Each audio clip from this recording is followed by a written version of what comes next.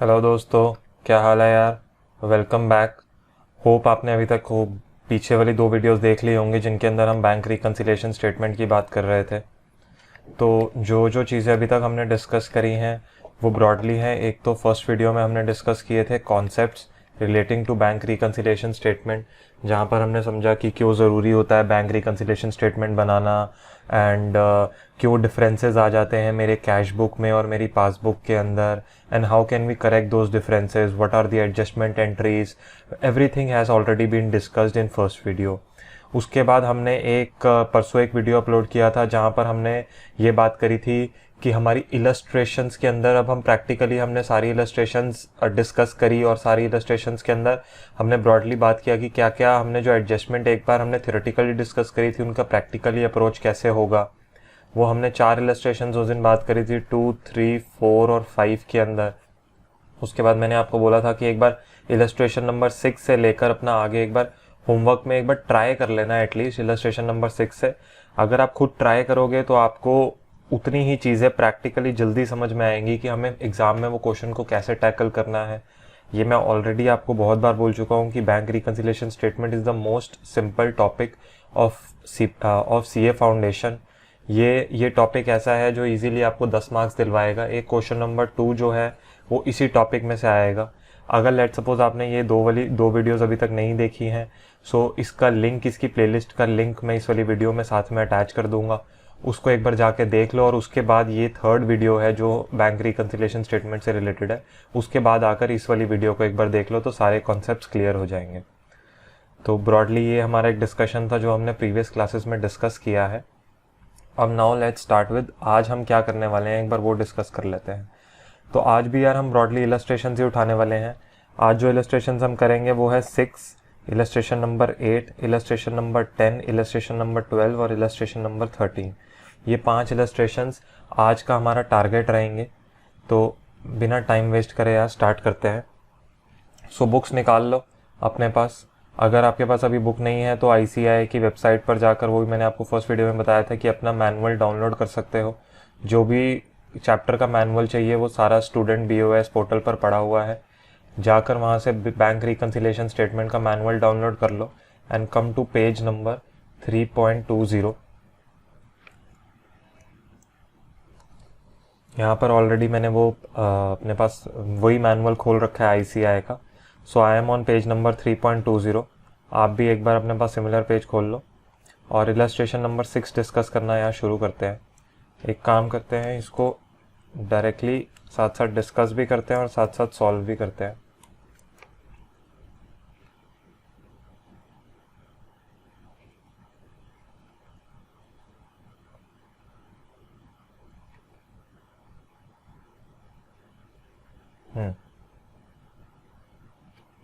ठीक है, तो शुरू करते हैं यार। Illustration number 6। सबसे पहले अगर कोई भी क्वेश्चन अटेम्प्ट कर रहे हो, whether this is bank reconciliation statement और एनी अदर क्वेश्चन, सबसे पहले क्वेश्चन पूरा पढ़ो। इसका अप्रोच यही है एक बेस्ट सीए में कोई भी क्वेश्चन अटेम्प्ट करने का। क्वेश्चन एक बार पूरा रीड करो, थरली रीड करो।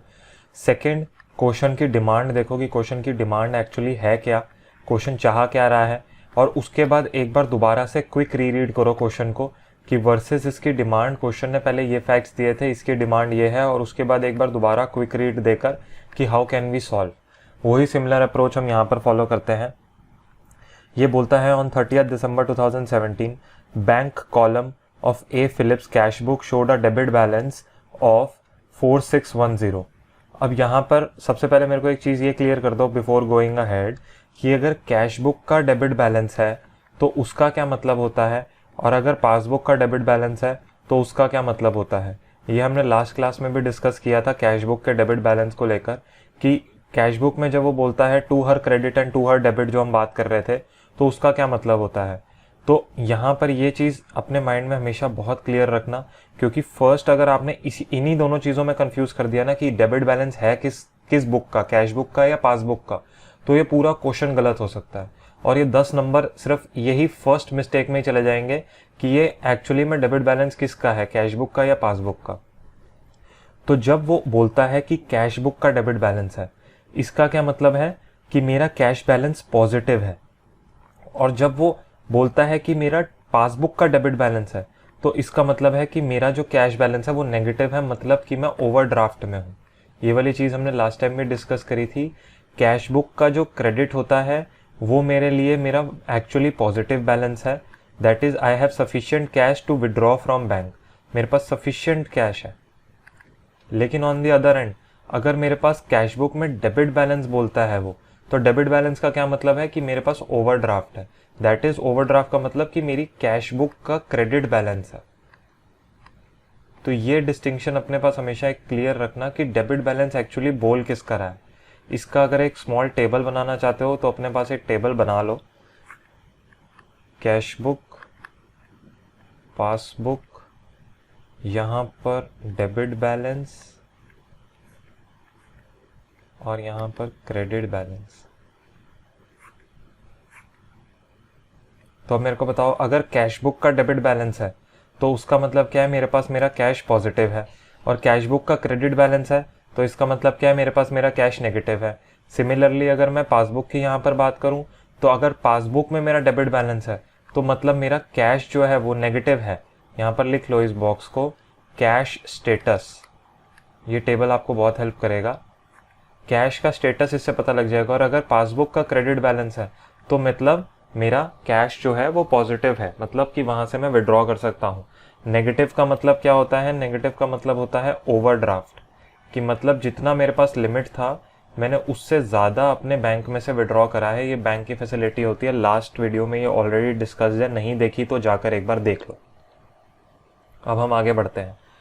तो यहाँ पर ये क्या बोल रहा है कि कैश बुक का it shows a debit balance of cash book of 4610। Debit balance of cash book का मतलब कि मेरे पास यहाँ पर ये पॉजिटिव बैलेंस पड़ा हुआ है। On examination of cash book and bank statement you find that cheques amounting to 6,30,000 which were issued to trade payables entered in the cash book before 30th December were not presented for payment. ठीक है, till date checks amounting to this have been recorded in cash book as having been paid into the bank on this but were not entered into the bank statement. ठीक है, checks of 73। ये अभी हम quick read ले रहे हैं question का, इसको पूरा डिस्कस करेंगे हमारी स्टेज नंबर 3 पर हम जब आएंगे। एक बार क्वेश्चन को पूरा पढ़ के उसकी डिमांड समझ लेते हैं कि उसकी डिमांड एग्जैक्टली है क्या। Cheque of 73,000 has been dishonoured prior to 30th December but no record of this fact appeared in cash book. ठीक है, dividend of 3,80,000 paid direct into the bank but has not been recorded into the cash book. Bank interest charges amounting to this has been charged by bank in the bank statement but not entered in cash book. ठीक है, no entry has been made in cash book for trade subscription of 10,000 जो bank ने already पे कर दिया है। ठीक है, check of 27,000 drawn by B Philip had been charged to A Philip's bank account by mistake in December। अच्छा चलो ठीक है कि एक गलती भी हो गई हमारे पास। और लास्ट में ये क्या बोलता है, you are required। अब ये यहाँ पर आपको डिमांड बता रहा है। क्वेश्चन आपने एक बार पढ़ लिया, क्वेश्चन के बाद ये आपको डिमांड बता रहा है to make appropriate adjustments in cash book bringing down to correct balance. ये मोस्ट इंपॉर्टेंट क्वेश्चन है अब हमारा। अब हम यहाँ से देख सकते हैं ये एग्जामिनर का फेवरेट क्वेश्चन है कि सबसे पहले कैश बुक ठीक करो, उसके बाद बोलेगा बैंक रिकंसिलेशन स्टेटमेंट बनाओ to prepare a statement of reconciling adjusted balance in cash book with the balance in bank statement. ये वही सिमिलर क्वेश्चन है जो इलस्ट्रेशन नंबर 5 हमने लास्ट टाइम अपनी क्लास में डिस्कस करी थी। ये सिमिलर वही बात कर रहा है कि आपको अपना सबसे पहले कैश बुक सही कर दो और उसके बाद आकर अपनी कैश बुक और पासबुक का एक रिकंसिलेशन बना लो। तो ठीक है, अब हमें समझ में आ गया कि ये हमें क्या करने के लिए बोल रहा है। अब हम क्वेश्चन का माइंड मैप प्रिपेयर करेंगे अपने पास कि क्वेश्चन में एग्जैक्टली हमसे मांग क्या रहा है। चलो शुरू करते हैं एक बार इसको। ठीक है, तो इसके अंदर हमने लास्ट टाइम डिस्कस किया था इन क्वेश्चन को सॉल्व करने का सबसे अच्छा तरीका क्या है। अपने पास जहां पर कोई करेक्ट करना है किसी एंट्री को तो सी लिख लो एक छोटा सा पेंसिल से अपने पास पेपर में ही, और उसके आगे जिसके आगे रिकंसिलेशन वाली जो एडजस्टमेंट आइटम है उसके आगे आर लिख लो। तो इससे सबसे सिंपल हो जाएगा तुम्हारे लिए क्वेश्चन सॉल्व करना एग्जाम में भी, और जल्दी से टाइम में तुम सॉल्व कर सकते हो इसको। ठीक है, तो सबसे पहले बोलता है कि ये आपके पास पॉजिटिव बैलेंस है। ठीक है, ये मेरा ओपनिंग बैलेंस आ गया। Cheque amounting to 630 were issued to trade payables and entered in cash book before 30th December but were not presented. मतलब ये चेक मेरे इशू हो चुके हैं आज की डेट में लेकिन बैंक में प्रेजेंट नहीं हुए। तो ये मेरा करेक्शन आइटम है या रिकंसिलेशन आइटम है? सोचो एक बार इसको ध्यान से, ये मेरे को करेक्ट करना पड़ेगा या रिकंसिलेशन है? ये हमने 5th क्वेश्चन में भी डिस्कस किया था, ये एक रिको आइटम है, ये रिको की तरह यूज होगा। Cheques amounting to 2.5 lakh has been recorded in cash book as having been paid into the bank on 30th December but were entered into the bank statement. मतलब कि मैंने कुछ चेक बैंक में डाल दिए थे, मैंने अपनी कैश बुक बढ़ा दी, लेकिन बैंक ने उसको कंसिक्वेंटली अपने पास नहीं बढ़ाया। तो ये मेरा करेक्शन आइटम है या रिकंसिलेशन आइटम है?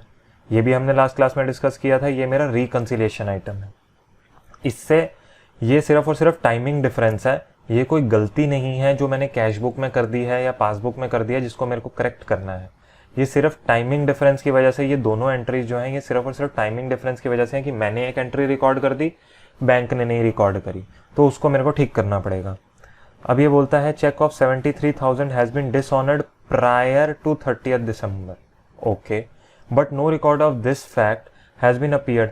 मतलब कि अगर कोई चेक डिसऑनर हो गया, मुझे एक चीज बताओ, वो भी 30th दिसंबर से पहले, लेकिन उसको फिर भी मैंने अपनी कैश बुक में रिकॉर्ड नहीं करा, तो ये तो दोस्त मेरी गलती हुई ना, तो ये तो मेरी करेक्टिंग आइटम हुई, तो इसको मैं करेक्ट करूंगा।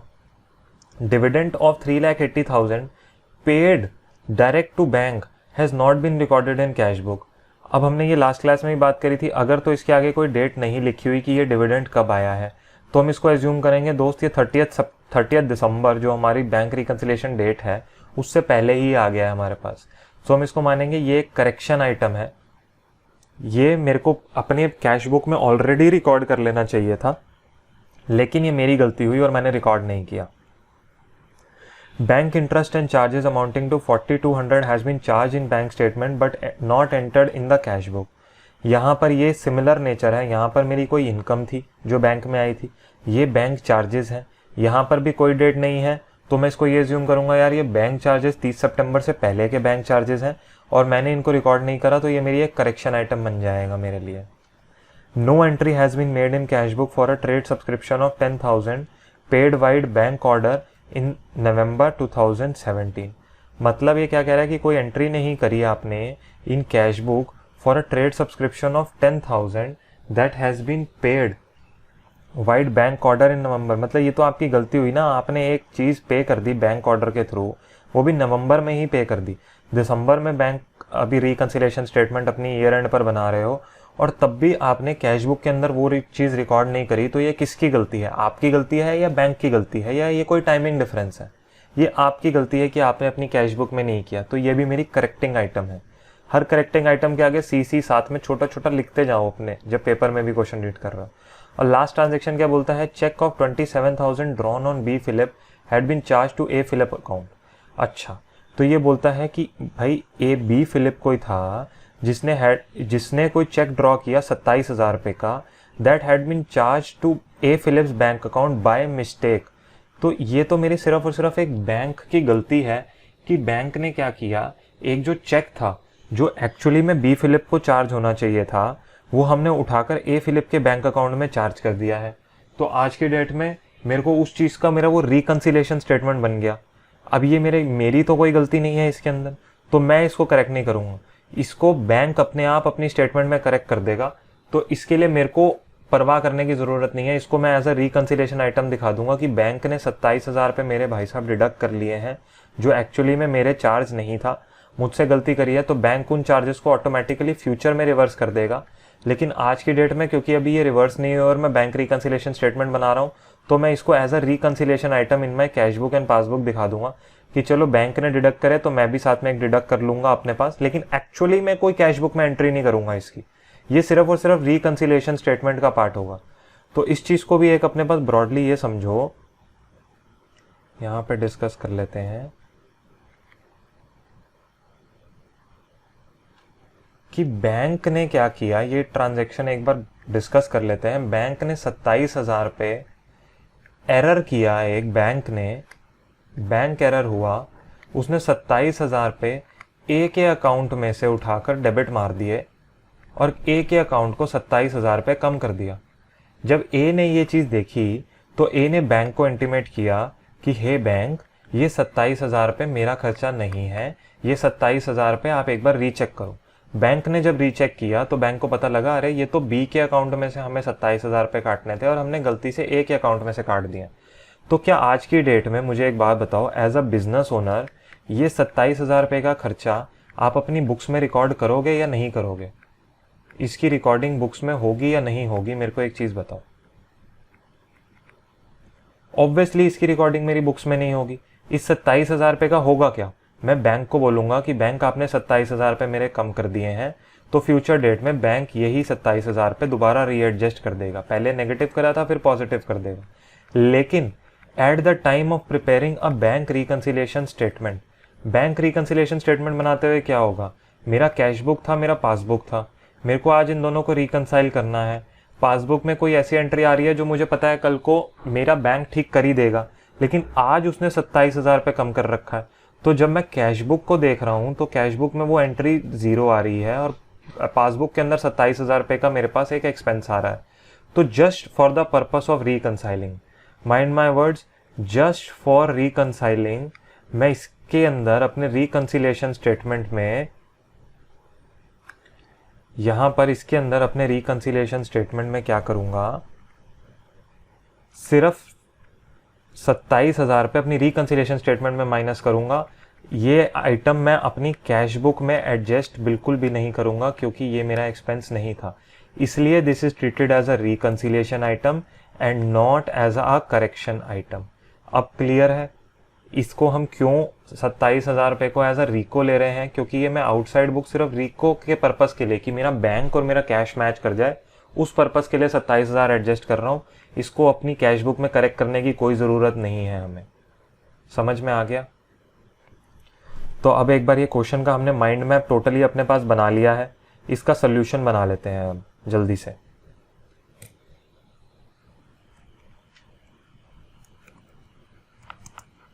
ये अपने पास भी फॉर्मेट बना लो। Illustration number 6। सबसे पहले हमने उस दिन भी बात करी थी, सबसे पहले मेरा क्या बनेगा? सबसे पहले मैं कैश बुक बनाऊंगा क्योंकि कैश बुक की मेरे को कुछ आइटम्स जो हैं वो करेक्ट करनी है।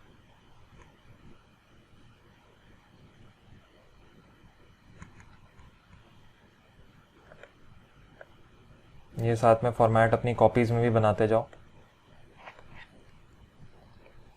हमेशा जब भी हम कोई भी क्वेश्चन सॉल्व कर रहे हैं ज़रूर उसके ऊपर ये लिख दो, in the books of A Philip. आप किसके अकाउंटेंट हैं वो ज़रूर आपको लिखना पड़ेगा, in the books of A Philip cash book.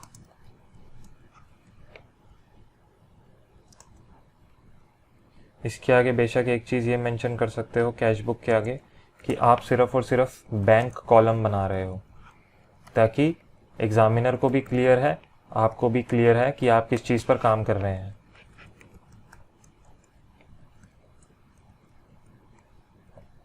अब यहाँ पर चाहो तो एक डेट का कॉलम डाल सकते हो, पर हाउएवर ये हम प्रीवियस क्वेश्चंस में भी डिस्कस कर चुके हैं। This is absolutely on your choice कि आप इसको डेट का कॉलम बनाना चाहते हो, क्योंकि जो सारी एंट्रीज हैं यहाँ पर वो एक ही डेट पर हो रही हैं मेरी। तो ऐसे करके एक ब्रॉड अपने पास ये बना लेना कैश बुक। अब हम यहाँ से शुरू करते हैं कि सबसे पहले वो मेरे को क्वेश्चन बताता क्या है। This is my debit side, this is my credit side. Question क्या कहता है? क्वेश्चन कहता है कि यार a Philip cash book showed our debit balance of 4610। तो सबसे पहले तो मैं यहाँ पर, और ये क्या है 30 दिसंबर को, तो यहाँ पर एक डेट डाल लो यार 30 दिसंबर। यहाँ पर वो बोल रहा है कि बैलेंस ब्रॉड फॉरवर्ड है मेरे पास, कितना बैलेंस ब्रॉड फॉरवर्ड है 4610।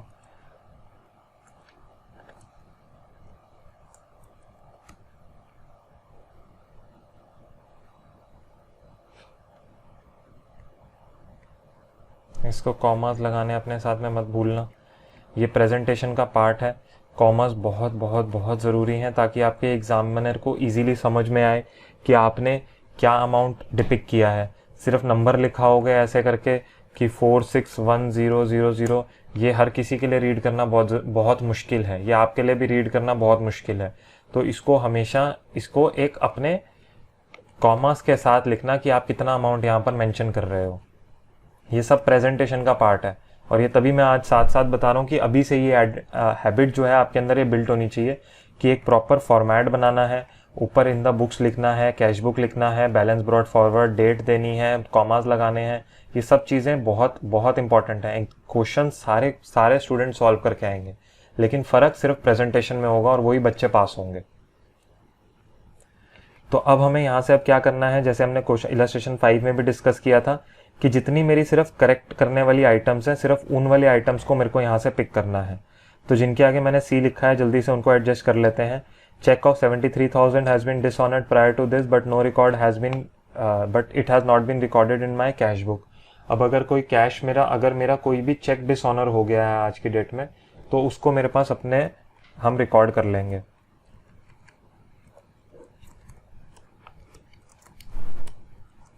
चेक डिसऑनर्ड कितने का बोल रहा था यार, 73,000 का। अगली ट्रांजैक्शन क्या बोल रहा है, dividend of 3,80,000 paid directly into bank has not been recorded. अगर डिविडेंड आया है तो मेरे को बताओ ये इनकम है ना, डिविडेंड अगर इनकम आ रही है मेरी, तो डिविडेंड आएगा तो कहाँ पर रिकॉर्ड होगा, डेबिट साइड पर रिकॉर्ड होगा या क्रेडिट साइड पर रिकॉर्ड होगा? सोचो एक बार अपने पास कि डिविडेंड इनकम है मेरी, तो ये ऑब्वियसली डेबिट साइड पर आएगा, इससे मेरा कैश बैलेंस बढ़ेगा, इसकी एंट्री। थर्ड एंट्री है bank interest and charges amounting to 4,200 has been charge in bank statement but not entered in cash book. ठीक है भाई, कोई इंटरेस्ट आया था, इंटरेस्ट हमने बैंक ने चार्ज किया था पर हमने अपने पास नहीं रिकॉर्ड कर रखा, कितने अमाउंट का था उसने जो बताया था 4,200 का था। ठीक है सर, 4,200 का इंटरेस्ट हमारे पास आ गया, एक और करेक्ट कर दिया। No entry has been made in cash book for a trade subscription of 10,000 paid, ये भी मेरा एक एक्सपेंस था, ट्रेड सब्सक्रिप्शन पेड। तो इसको आज की डेट में मैंने कितना रिकॉर्ड करा है अपने पास, 10,000 पे। तो ये सारी की सारी ट्रांजैक्शंस मेरी एक्सपेंस की आ रही हैं। अब लास्ट क्या बोल रहा है, तो अभी हमारी 4 ट्रांजैक्शंस थी, क्या एक बार हम चेक लगा लेते हैं कि चारों की चारों मैंने एडजस्ट कर दी, 1 2 3 4 ट्रांजैक्शन है, 1 2 3 4। अब इसके बाद बस सिंपली आपको इसको वो करना है, बैलेंस करना है अपने अकाउंट्स को। बैलेंस कर लो एक बार, ये टोटल यहाँ पर लिख दो, ठीक है, और यहाँ पर आपका डेबिट बैलेंस बन जाएगा, बैलेंस कैरिड डाउन कितना बना, दिस माइनस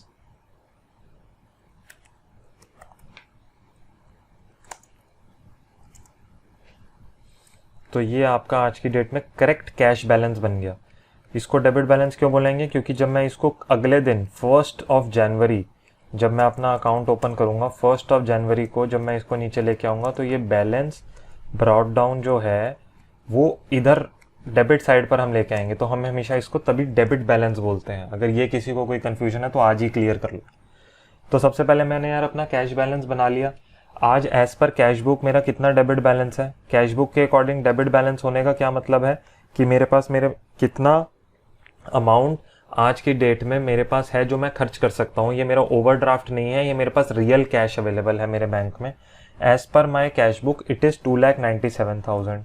अब आ जाओ यार, अब वो डिस्कस कर लेते हैं, क्या नाम है, मेरी बैंक रिकन्सिलिएशन स्टेटमेंट जो मुझे बनानी थी।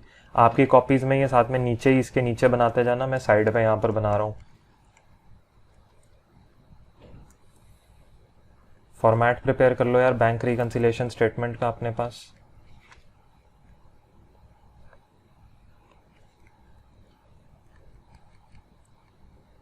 ये इन द बुक्स एक बार लिख दिया तो ये दोबारा लिखने की ज़रूरत नहीं है, क्योंकि आपका एक ही क्वेश्चन का पार्ट है। तो इसको सिर्फ इतना लिख दो, bank reconciliation statement as on 30 December 2017। ये लिखना ज़रूरी है, ये अपने पास ज़रूर लिख देना। ये मैं ऑलरेडी आपको पहले भी बोल चुका हूँ कि प्रेजेंटेशन पर बहुत ध्यान देना, अगर प्रेजेंटेशन अच्छी नहीं होगी नंबर नहीं मिलेंगे। ठीक है दोस्त,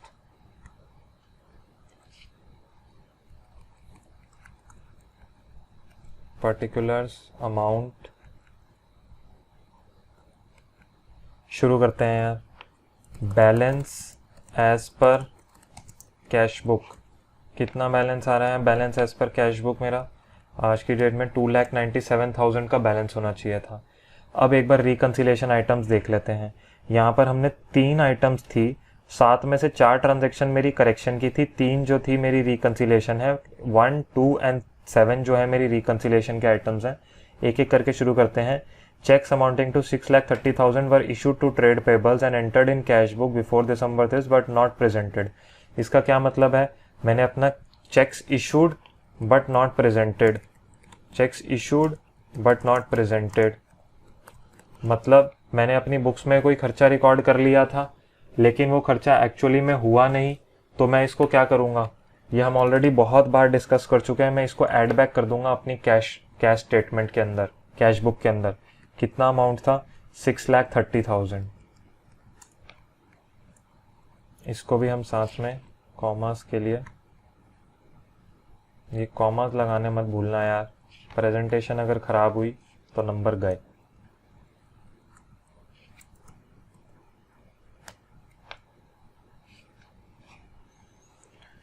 सेकेंड क्या है, cheques amounting to 2.5 lakh had been recorded in cash book as having been paid into bank on 30 December but were entered in bank statement on 1 जनवरी।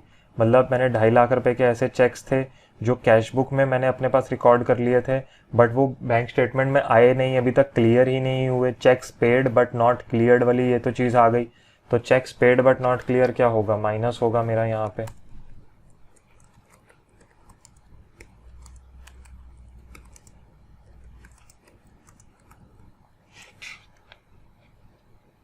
कितना अमाउंट था यार मेरे पास, 2.5 लाख रुपए।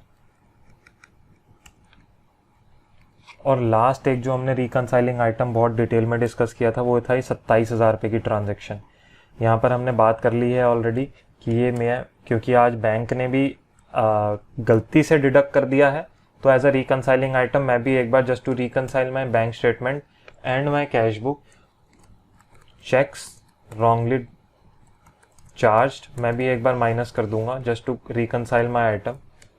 और यहाँ से this is my balance as per passbook. ये broadly आपका क्वेश्चन सॉल्व हो गया।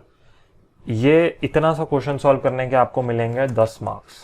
अगर ये आपने करेक्ट कर दिया तो ये समझ लो कि अगर 100 में से आपने 10% की फाइट अपनी अचीव कर ली है। ठीक है, अगले क्वेश्चन पर चलते हैं। अगला क्वेश्चन हमने क्या करना है, इलस्ट्रेशन नंबर 8 है। इलस्ट्रेशन नंबर 8 एक बार रीड कर लेते हैं। It is 7 is pretty simple, आप अपने आप एक बार कर सकते हो, एक बार ट्राई करके देखना। अगर नहीं होता तो अगली क्लास में फिर से डिस्कस कर लेंगे। 8 is a better and more complex, तो उसको एक बार हम टेकअप कर लेते हैं यहाँ पे। अब थोड़ा सा स्पीड बढ़ाएंगे क्योंकि ऑलरेडी हम यही सारी सेम चीज़ें, सारी एडजस्टमेंट्स बहुत बार डिस्कस कर चुके हैं, तो एक बार थोड़ी अब स्पीड इंक्रीज करते हैं डिस्कशन की।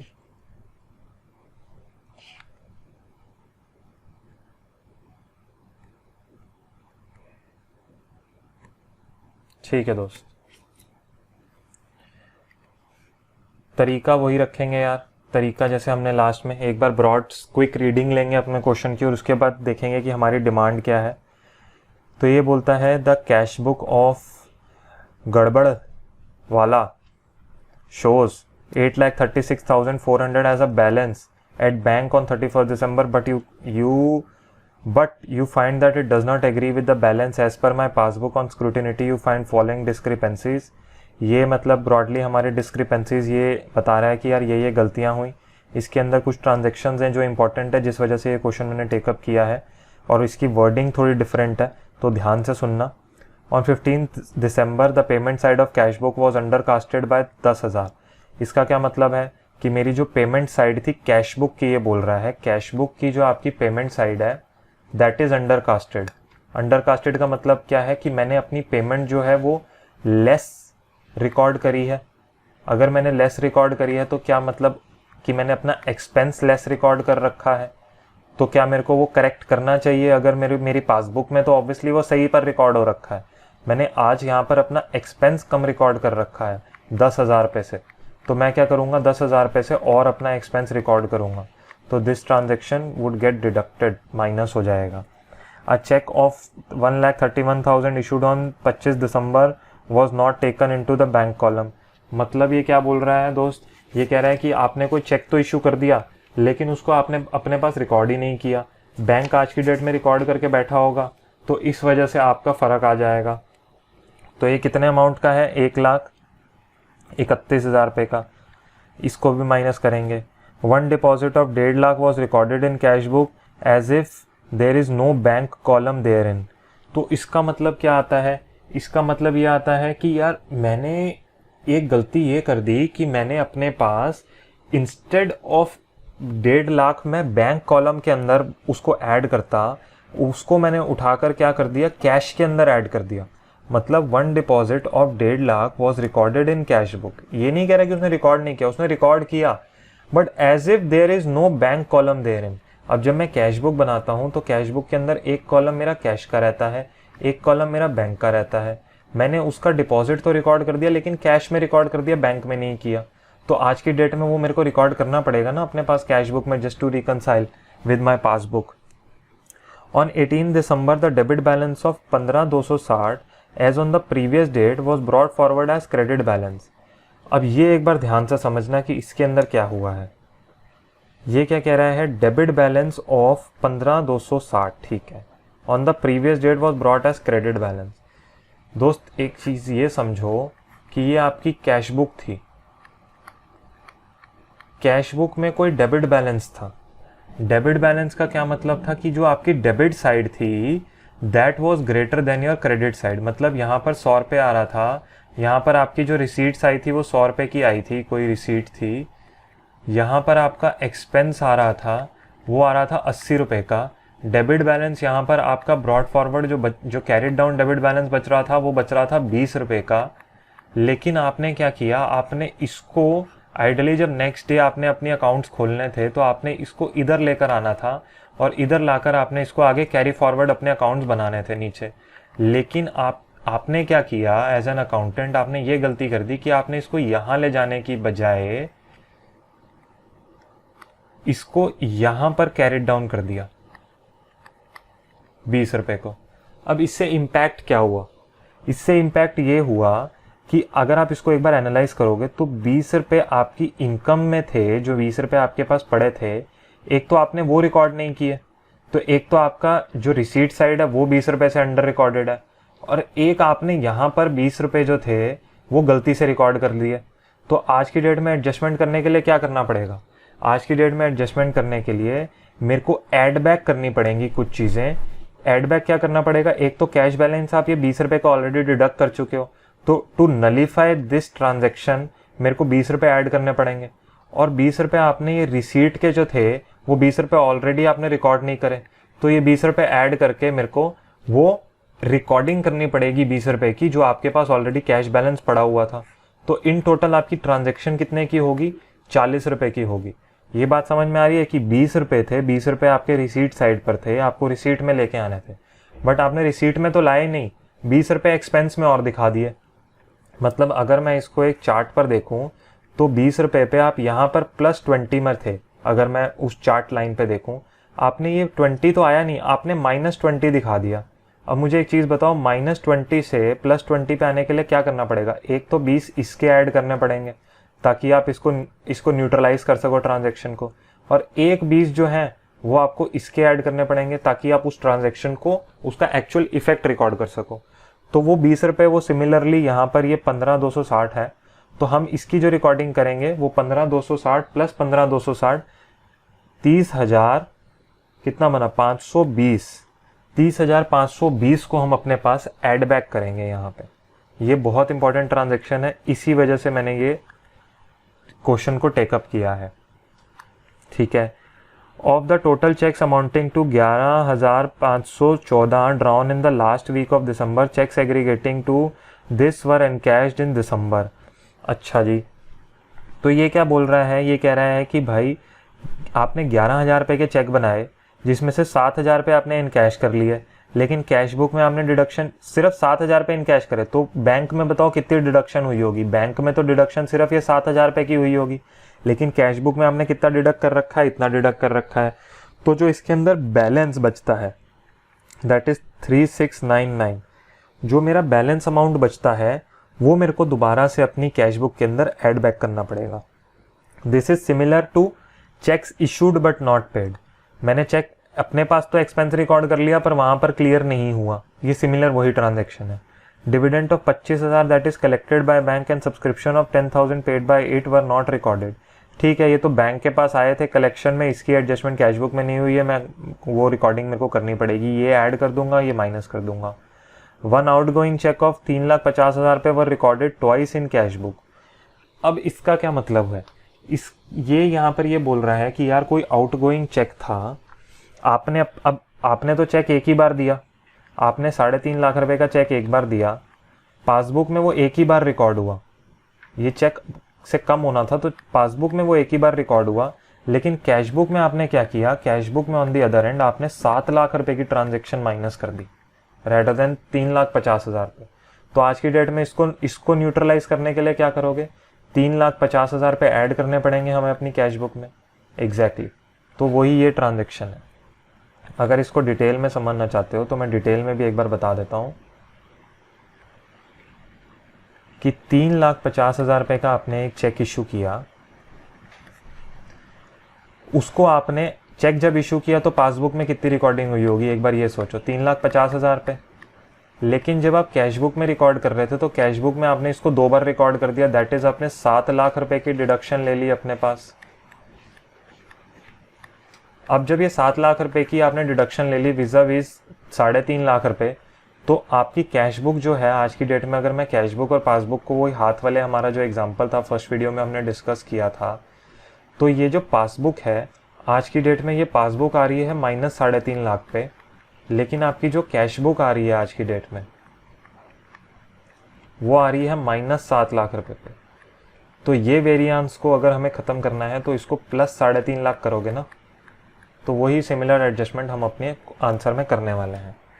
तो एक बार इसको सॉल्व कर लेते हैं यार। अब डिस्कशन तो हमने कर लिया,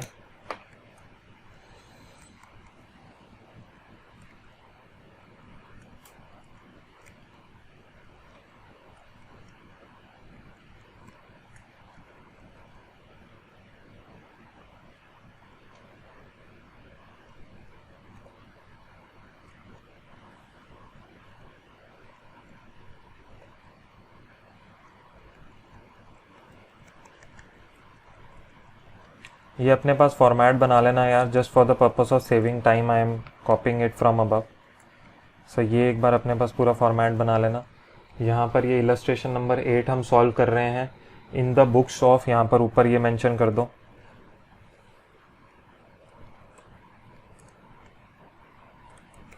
क्या है, इन द बुक्स ऑफ गड़बड़ वाला। ICAI बड़े अनोखे नाम देता है अपने क्वेश्चंस में, ठीक है, अच्छी बात है। ये किस दिन पर प्रिपेयर हो रही है, 31 दिसंबर 2017 पर प्रिपेयर हो रही है, बहुत ही बढ़िया। तो ये अपने पास एक फॉर्मेट ब्रॉडली प्रिपेयर कर लो आप भी। इट शोज आपका कैश बैलेंस जो था वो कितना नंबर दिखा रहा था, 8,36,400 का बैलेंस दिखा रहा था आपका कैश वाला। ये एक बार मैं यहाँ से हटा देता हूँ, ठीक है। अब एक एक करके ट्रांजैक्शन डिस्कस जैसे हमने करी थी वैसे वैसे सॉल्व करते हैं कि 15 दिसंबर को payment side of cash book was undercasted, तो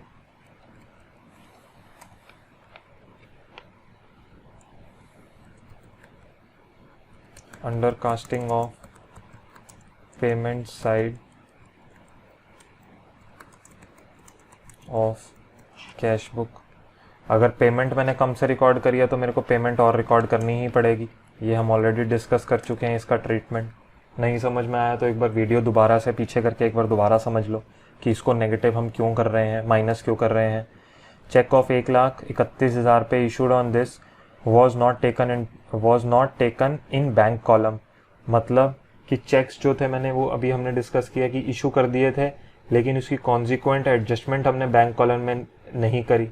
cheques issued but not entered in bank column, but actually तो वो डिडक्ट हो चुके हैं। ये तो मेरी गलती है कि मैंने नहीं किया, तो उसको माइनस करना पड़ेगा।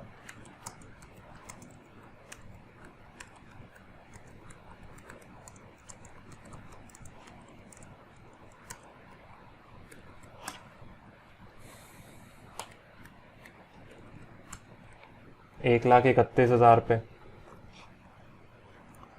अगली ट्रांजैक्शन देख लेते हैं यार। One deposit of 1.5 lakh was recorded in cash book as if there is no bank column. मतलब कि मैंने इसके अंदर क्या किया कि मैंने अपना जो 1.5 लाख रुपए भी हमने डिस्कस करे, deposit not recorded in bank column, तो आज की डेट में वो मेरे डिपॉजिट्स मेरे को रिकॉर्ड करने पड़ेंगे। यही हमने डिस्कस किया था, 1.5 लाख रुपए।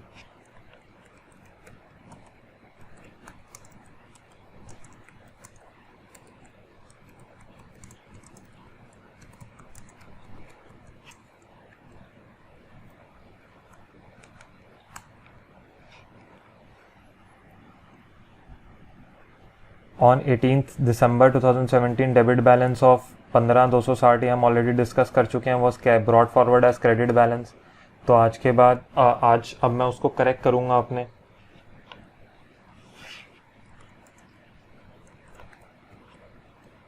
Wrong balance carried forward now corrected. वो हमने डिस्कस कर लिया था। 30,520 का नंबर क्यों आएगा, ठीक है। तो यहाँ पर बेशक अगर एग्जामिनर को देना है तुम्हें एक्सप्लेनेशन की 30,000 क्यों है, तो इसको लिख दो 15,260 इंटू 2, ठीक है। इसके अंदर साथ में एक कॉमा लगा दो और इजी और अच्छी प्रेजेंटेशन हो जाएगी। Of the total cheques amounting to 11,514 drawn in last week, cheques aggregating to इतना were encashed in December, ठीक है। तो cheques issued but not presented मेरे कितने नंबर आया,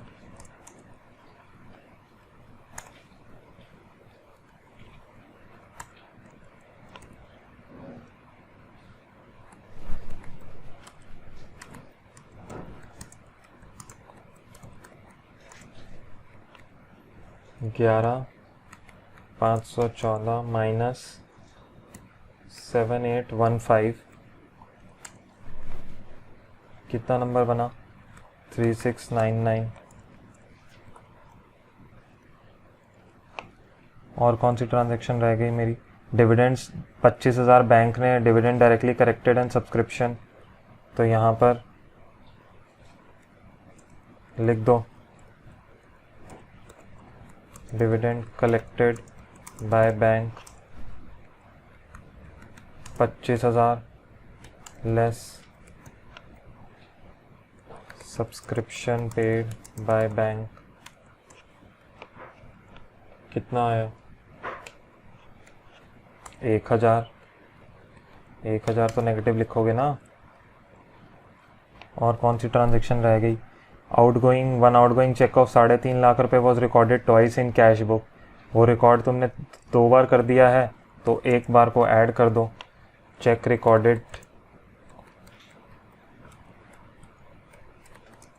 ट्वाइस इन कैश बुक, तो 3.5 लाख को यहाँ पर अपने पास। अब इसके बाद तुमने balance as per cash book, तुम्हारा balance as per passbook, balance as per passbook, ये अपना नंबर कंफर्म कर लो। तुम्हारा बैलेंस एज पर पासबुक बन के आ चुका है and this illustration is completed now. Note कर लो, उसके बाद अगली इलस्ट्रेशन पर चलते हैं। अगली इलस्ट्रेशन है इलस्ट्रेशन नंबर 10।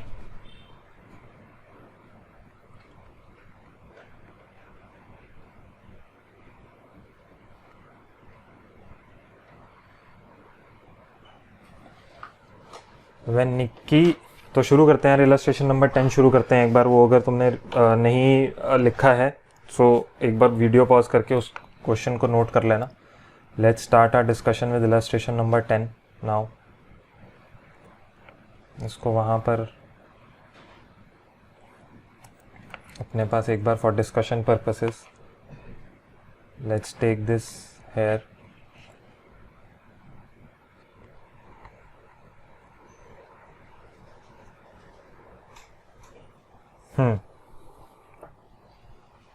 तो यार ये क्या बोलता है, अब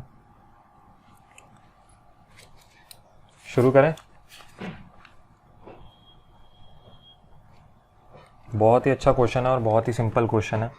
10 नंबर का क्वेश्चन है, 5-10 मिनट लगेंगे मैक्सिमम, सॉल्व हो जाएगा। When Nicky and company received a bank statement showing a favourable balance of इतना for the favourable balance. Bank statement आई है। अब ये यहाँ पर अगर ये क्वेश्चन देखोगे तो ये क्वेश्चन टेकअप करने का क्या रीज़न है। अभी तक हम जितना भी सोल्यूशन प्रिपेयर कर रहे थे वो हम जा रहे थे कैश बुक से मेरे पासबुक के ऊपर। अभी तक हमने एक भी क्वेश्चन ये सॉल्व नहीं किया जहाँ से मैं पासबुक के ऊपर से कैश बुक पर आऊँ। तो ये क्वेश्चन आपको उसी चीज़ की प्रैक्टिस देगा कि अगर लेट सपोज आज पासबुक से मेरे को कैश बुक पर आना पड़े तो मेरे को क्या क्या एडजस्टमेंट करनी पड़ेंगी।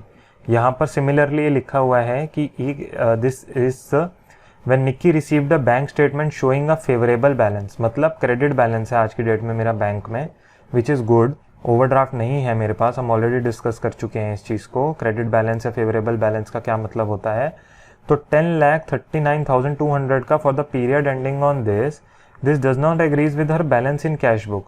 अब यहाँ पर पूरे क्वेश्चन में जाकर अगर रीड करोगे तो बैलेंस इन कैश बुक आज की डेट में बताया ही नहीं कि क्या बैलेंस इन कैश बुक है। तो an examination of cash book and bank statement disclose the following. A deposit of 3,09,200 paid on 29th June has not been credited by bank until 1st July। इसका क्या मतलब है, ये यहाँ पर क्या कहना चाहता है। ये यहाँ पर अब आपको क्या करेगा, अब इसका एक बार एक माइंडसेट मैं आपका प्रिपेयर कर देता हूँ एक बार before we read this question.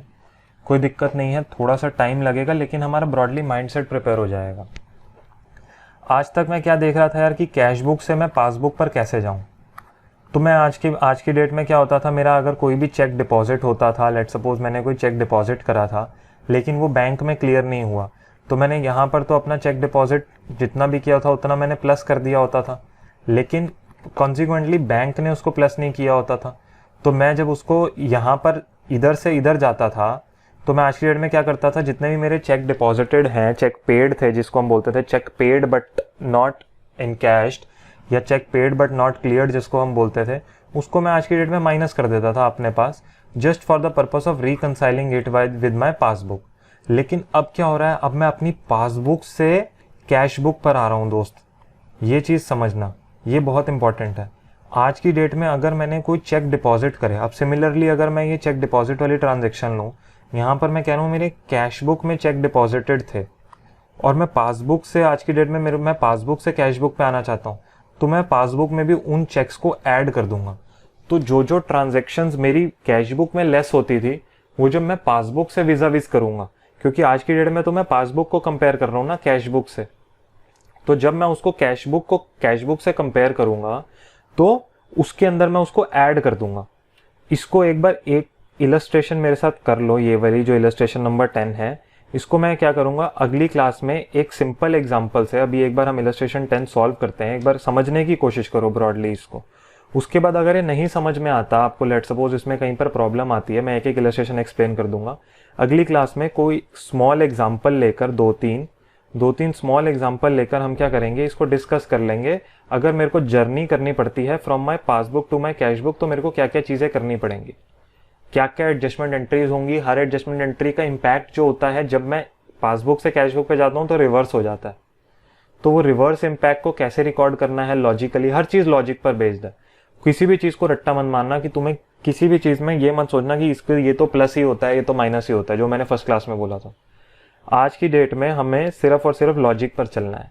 तो एक बार इसको लॉजिक पर डिस्कस करते हैं, एक एक ट्रांजेक्शन को साथ साथ बेशक एक रिकॉर्ड करते जाते हैं अपने पास।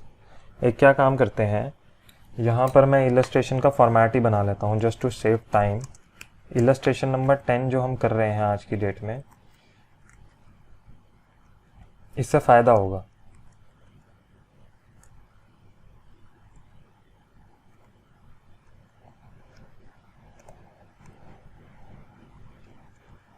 ये फॉर्मेट अपने पास भी ब्रॉडली एक खींच लो, ठीक है दोस्त।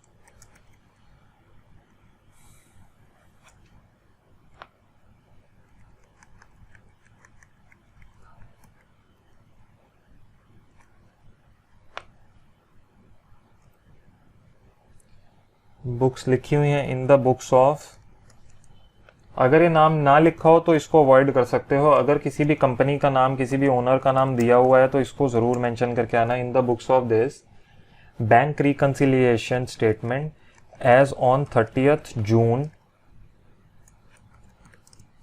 2017। ठीक है, डन है, हमने ब्रॉड फॉर्मेट बना लिया। अब एक एक करके ट्रांजेक्शन डिस्कस करते हैं और उसको यहाँ पर रिकॉर्ड करते जाते हैं, ठीक है। तो ये क्या बोलता है, सबसे पहले जब हम स्टार्ट करते हैं यहाँ पर, ये बोल रहा है कि जी बैंक का जो फेवरेबल बैलेंस है that is shown as per 10,39,200। ठीक है, बैलेंस एज पर पासबुक मैंने रिकॉर्ड कर लिया, कितना नंबर दिखा रहा है, 10,39,200। डन हो गया। अब ये पासबुक से मैं शुरू कर रहा हूँ। उसके बाद पहली ट्रांजेक्शन क्या बोलता है, deposit of 3,09,000 paid on 29th June has not been credited by bank until 1st of July. अब अगर इस ट्रांजेक्शन की हम बात करें तो इस ट्रांजेक्शन में हुआ क्या है, समझो। अभी जो मैं यहाँ बता रहा था डिपॉजिट को लेकर, इसको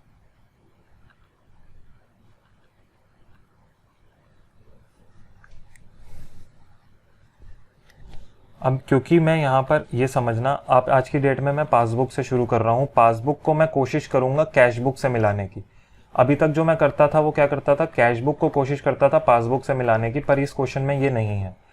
तो मैं ये बोल रहा हूँ कि यार एक डिपॉजिट है 3,09,200 रुपये का, दैट हैज़ बिन पेड, मतलब कि ये जो चेक था ओनर ने आकर, ये बिजनेस ने आकर ये वाला चेक अपनी कैश बुक में रिकॉर्ड कर लिया, लेकिन पासबुक में जो रिकॉर्ड हुआ वो 1 जुलाई को रिकॉर्ड हुआ। ये जिस दिन रिकंसाइलिंग डेट थी उस दिन नहीं रिकॉर्ड हुआ। तो आज की डेट में होगा क्या, मैंने क्या बोला, अगर मैं इसको अपने वही हाथ वाले एग्जांपल से, सिंपल एग्जांपल से क्लियर करूं कि आज की डेट में मैंने जो कैश बुक थी उसको बढ़ा दिया 3,09,200 रुपये से, लेकिन ऑन द अदर एंड जो मेरी पासबुक थी वो बड़ी नहीं हुई। अब if I want to reconcile my passbook with my cash book तो मैं क्या करूँगा, इसको ऐड कर दूंगा। तो सिमिलरली हम यहाँ पर वही ट्रांजेक्शन करने वाले हैं। What will do is we'll add checks deposited but not cleared। कितने का नंबर आ जाएगा यहाँ पे मेरे पास, 3,09,200 रुपये का। ठीक है, अब अगली ट्रांजेक्शन पर चलते हैं।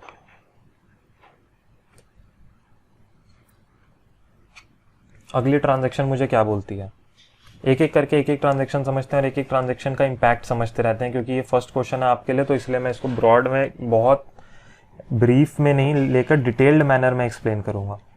On 30th March 2017 the company had entered into a hire purchase agreement to pay by bank order a sum of 3 lakh रुपए ऑन 10th of each month commencing from अप्रैल।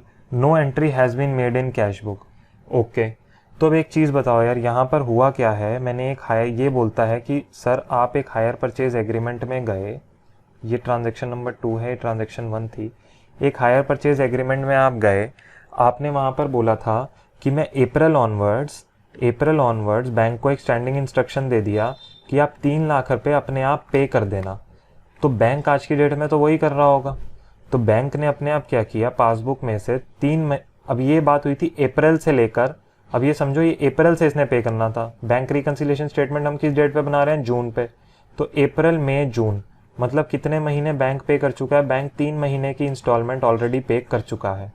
तो पासबुक में आज की डेट में 9 लाख रुपए का मेरे को नेगेटिव बैलेंस दिख रहा है, मतलब नेगेटिव में पासबुक में से ऑलरेडी पे कर चुका हूँ। कैश बुक में ऑन द अदर एंड इसकी कोई भी ट्रांजेक्शन रिकॉर्ड नहीं हुई। अब अगर मेरे को पासबुक को कैश बुक से रिकॉर्ड करना है या मैच करना है, मेरे पास पासबुक का बैलेंस है, और जब अगर ये नील है तो मेरे को टू रिकंसाइल मेरे को इसको भी प्लस 9 लाख रुपए करना पड़ेगा। समझ में आ गया कि मैंने आज की डेट में हमारी कैश बुक जो थी वो वहीं की वहीं थी, पासबुक मेरी यहाँ पर नीचे आ गई, ये मेरी कैश बुक थी, ये पासबुक मेरी -9 लाख रुपए पे दिख रही है। And if I want to reconcile from passbook to cash book, तो मेरे को आज पासबुक के अंदर 9 लाख रुपए प्लस कर कर इसको कैश बुक के इक्वल लाना पड़ेगा। तो इसलिए ये जो हायर परचेज की जो ट्रांजैक्शन थी मेरी, इसको मैं ऐड कर दूंगा।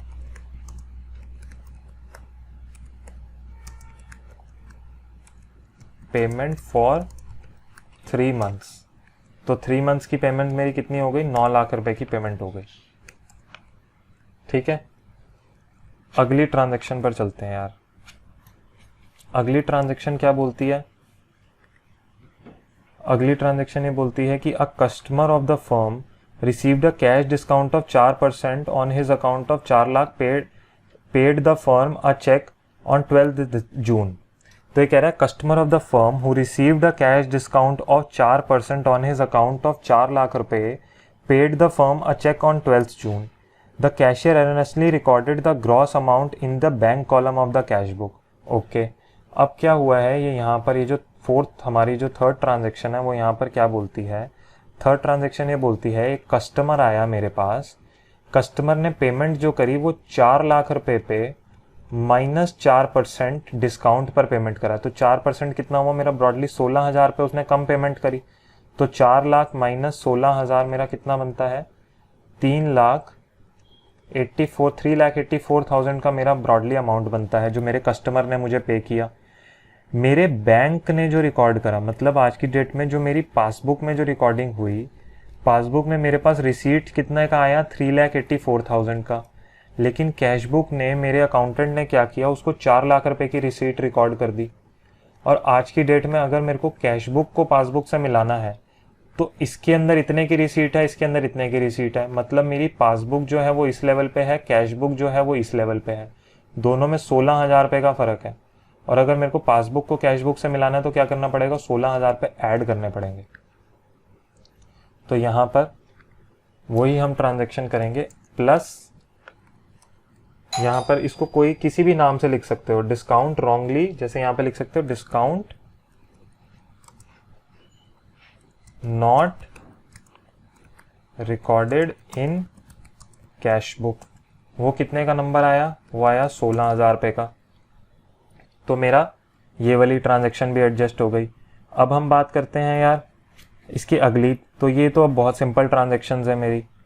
ये क्या कह रहा है, bank charges amounting to 3,000 has not been entered in cash book. ठीक है, बहुत ही सिंपल है सर, कोई बड़ी बात नहीं है। कोई बैंक चार्जेस थे मेरे जो कि आज की डेट में amounting to 3,000 has not been entered in cash book. इसके अंदर अब मैंने क्या करना है कि पासबुक आज की डेट में, अगर ये फोर्थ ट्रांजैक्शन लेट सपोज मैं डिस्कस करूं, तो फोर्थ ट्रांजैक्शन में क्या हुआ था, पासबुक में कितने 3,000 रुपये के चार्जेस मैंने लेस कर दिए, पर कैश बुक में उसकी एक भी रिकॉर्डिंग नहीं हुई। तो आज की डेट में मेरे को क्या करना पड़ेगा, सिंपल ये 3,000 रुपये अपनी कैश पासबुक के अंदर ऐड करने पड़ेंगे ताकि मैं इन दोनों बैलेंसेस को रिकंसाइल कर सकूं। समझ में आ गया।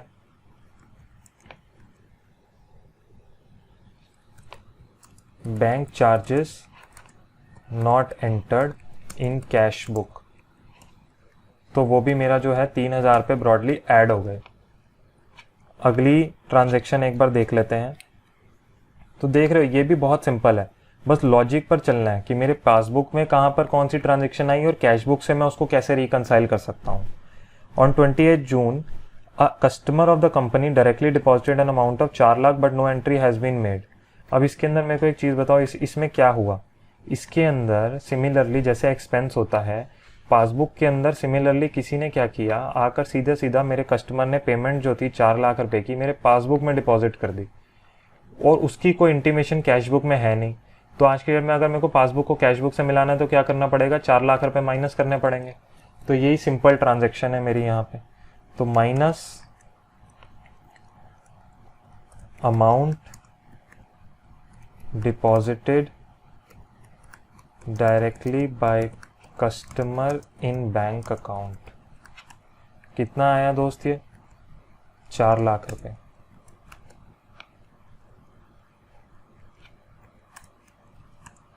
ठीक है, अगली ट्रांजैक्शन पकड़ते हैं। अगली ट्रांजैक्शन क्या बोलती है मुझे, अगली ट्रांजैक्शन कहती है कि 11,000 रुपये paid into bank has been entered twice in cash book. मतलब कि यहाँ पर ट्रांजैक्शन हुई क्या है मेरी, कि मैंने 2 बार कोई भी जो एक अमाउंट था वो मैंने 2 बार अपनी कैश बुक में, इसको यहाँ पर एक बार समझ लेते हैं।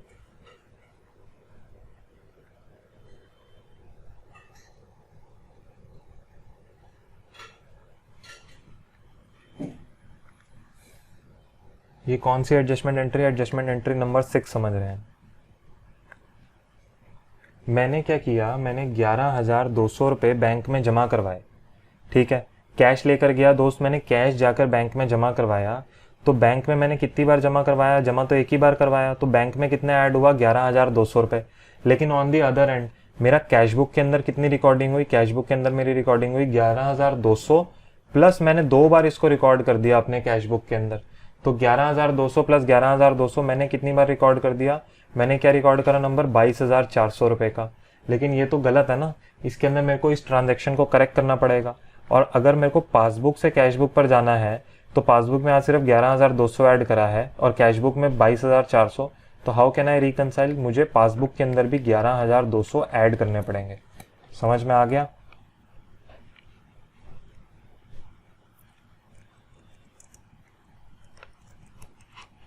Amount entered twice in cash book, तो उसका इंपैक्ट आपने ले लिया 11,200 अपने यहां पे।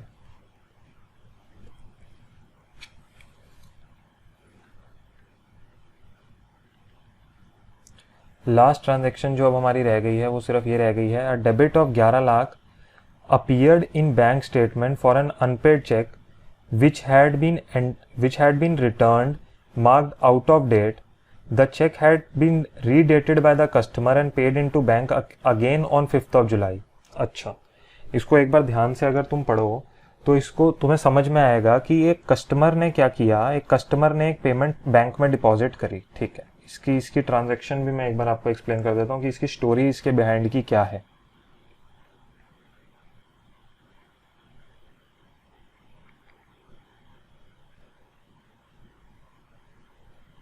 तो लास्ट ट्रांजैक्शन जो हम यहाँ पर डिस्कस कर रहे हैं वो transaction number 7, passbook cash book. हुआ क्या, 11 लाख रुपए का एक चेक आया दोस्त मेरे पास, मेरे किसी कस्टमर ने मुझे पे किया, मतलब किसी बिजनेस को आया ये चेक। ये क्या नाम है इन लोगों का, निक्की एंड कंपनी के पास एक चेक आया जो उनके कस्टमर ने पे किया, जो कि एक रॉन्ग डेटेड चेक था, जिसको आउट ऑफ डेट, जिसको क्या बोल रहा है, मार्क्ड आउट ऑफ डेट बोल दिया बैंक ने। मेरे पास चेक आया, मैंने कैश बुक में 11 लाख रुपए रिकॉर्ड कर लिए।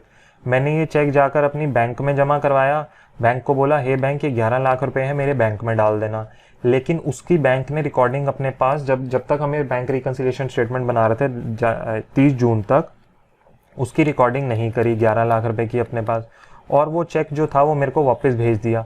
उसको कस्टमर को मैंने दोबारा बताया तो कस्टमर ने उसको चेक की डेट जो थी वो करेक्ट करी और फिर से वो मेरे पास उसने डिपॉजिट करवाया और मैं जाके बैंक में दे आया।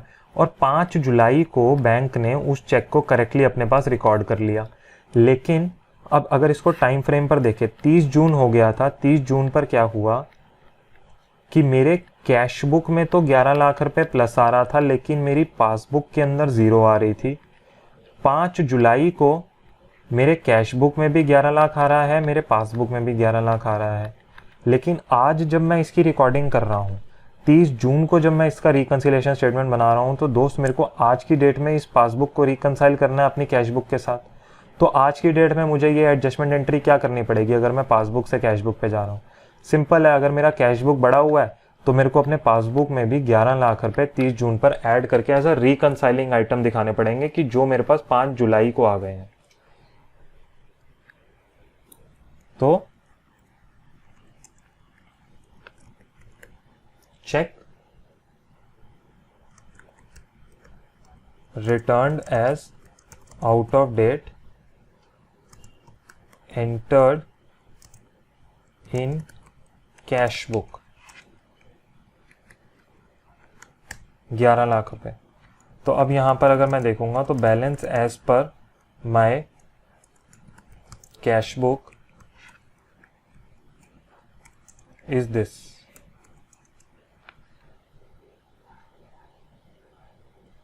एक सेकेंड, एक गलती हो गई है यहाँ पे। ये 4 लाख रुपए हमने नेगेटिव लिखना था, तो balance as per cash book जो है ये मेरा 29,78,600 का ये मेरा balance as per cash book बन गया है। तो ये ब्रॉडली हमारा डिस्कशन था आज के लिए। हमने डिस्कस किया था कि यार हम इलस्ट्रेशन 12 और 13 भी करेंगे। Due to shortage of time ये वाली ट्रांजेक्शन्स नहीं, 2 क्वेश्चन नहीं डिस्कस हो पाए। एक बार इसको अपने घर से ट्राई कर लेना, इसको अगेन दोबारा नेक्स्ट क्लास में एक बार इसको फिर से डिस्कस कर लेंगे। ये 2 क्वेश्चंस भी अच्छे क्वेश्चंस हैं। नेक्स्ट क्लास में मैं आपको और एक कुछ एग्जांपल्स दे दूंगा from passbook to cash book, how you can move from passbook to cash book. ये यहाँ पर एक ICI की इलस्ट्रेशन थी, 1-2 छोटी इलस्ट्रेशंस के through how to compare my passbook with my cash book. अभी तक जो हम डिस्कस कर रहे थे वो कैश बुक से पासबुक पे जाते थे, इसलिए आपको सिंपल हो गया था, सारी ट्रांजेक्शन सिमिलरली समझ में आने लगी थी। अगली क्लास में थोड़ी सी ये इलस्ट्रेशंस के एग्जांपल ले लेंगे एंड ये 12-13 ट्राई कर लेना अपने पास होमवर्क में, इजी है, इजीली हो जाएगा। और कुछ जो बैक हमारे प्रैक्टिकल क्वेश्चंस हैं अगली क्लास में हम वो डिस्कस करेंगे। तो बाय दैट टाइम अपना एक होमवर्क लिख लो कि होमवर्क में क्या क्या करके आना है। होमवर्क में एक तो 12, 13 और प्रैक्टिकल इलस्ट्रेशंस जो दे रखी हैं 4। पेज नंबर अगर नोट करना चाहो तो नोट कर लो अपने पास। पेज नंबर 3.30 पे है question 1, question 2, question 3 and question 4। ये सारा का सारा होमवर्क है आपका, ये सारा करके आना। अब सारे हमारे ब्रॉडली सारे कॉन्सेप्ट जितने भी डिस्कस करने वाले थे BRS के अंदर, all are completed, nothing is left. जितने मर्जी अब क्वेश्चन प्रैक्टिस कर सकते हो। ICI की इलस्ट्रेशन दोबारा से उठा के प्रैक्टिस कर लो। मेरी तरफ से एक हार्डली मैं आपको ये नेक्स्ट क्लास में एक बार ये from passbook to cash book जाने वाली इलस्ट्रेशंस का एग्जांपल दे दूंगा। However rest everything is cleared in this 3 videos. कुछ डाउट्स रह गए हैं तो वो अपने पास एक बार कमेंट सेक्शन में लिख देना, that I will take. For as of now, thank you so much, keep watching, bye bye, take care.